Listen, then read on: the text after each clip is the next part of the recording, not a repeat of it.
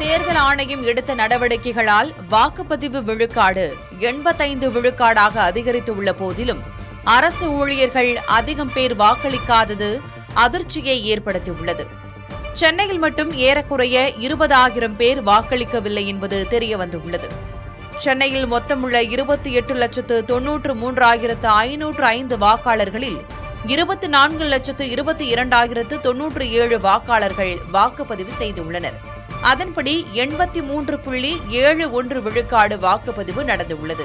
பொதுமக்கள் ஆர்வமாக வாக்களித்தாலும் அரசு ஊழியர்கள் மற்றும் காவல்துறையினர் தங்கள் வாக்குகளை சரிவர பதிவு செய்யவில்லை என்பது தெரியவந்திருக்கிறது. சென்னையில் 52,047 பேருக்கு தபால் வாக்குகள் இருந்தும் 32,447 பேர் மட்டுமே வாக்களித்துள்ளனர். 19,600 பேர் வாக்களிக்கவில்லை.